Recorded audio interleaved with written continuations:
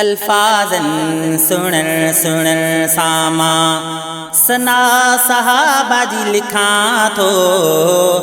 अल्फाजन सुनन सुनन सामा सना सहाबा जी लिखा थो। सना सहाबा जी तातियतन जी हो। सना सहाबा जी तातियतन जी लिखी मात ठरा थो। लिखी मात ठरा थो। अल्फाजन सुनन सुनन सामा सना सहाबा जी लिखा थो।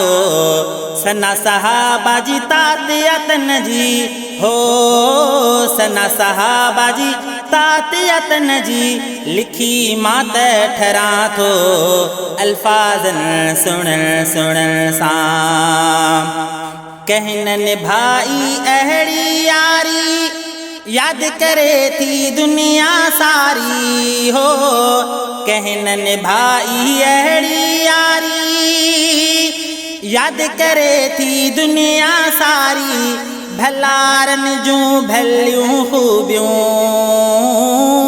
भलारन जूं भलियूं खूबियूं वेठो मात गाया थो। अल्फाजन सुनन सुनन सामा सना सहाबा जी लिखा थो। सना सहाबा जी तातियतन जी हो।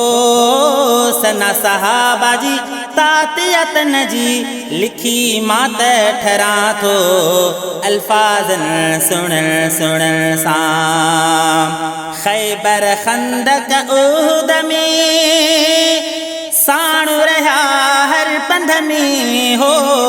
खैबर खंदक उहद में साणु रहा प्यारा जंग बदर में। हदीसुन जे किताबन मां हदीसुन जे किताबन मां गालियूं सुनियूं पढ़ा थो। अल्फाजन सुनन सुनन सामा सना सहाबा जी लिखा थो। सना सहाबा जी तातियतन जी हो। सना सहाबा जी तातियतन जी लिखी मात ठरा थो। अल्फाजन सुनन सुनन साम घोर दिनाऊं साहु सजन ता ओ सदके थिया वह वाह नबीअ ता हो। घोर दिनाऊं साहु नबीअ ता सदके थिया वह वाह सजन ता। सुणिन सुहिणिन महफ़िल में सुणिन सुहिणिन महफ़िल में गालियूं अहिड़ियूं ॿुधा थो। अल्फाजन सुनन सुनन सामा सना सहाबा जी लिखा थो। सना सहाबा जी तातियतन जी हो। सना सहाबा जी तातियतन जी लिखी मात ठरा थो। अल्फाजन सुनन सुनन साम जायूं तिन जूं दिल में आहे। भागन वारा तिन खे चाहे हो। जायूं तिन जूं दिल में आहे। भागन वारा तिन खे चाहे। शान लिखी फरमान मतिन जो शान लिखी फरमान मतिन जो जगह सजे खे वणा थो।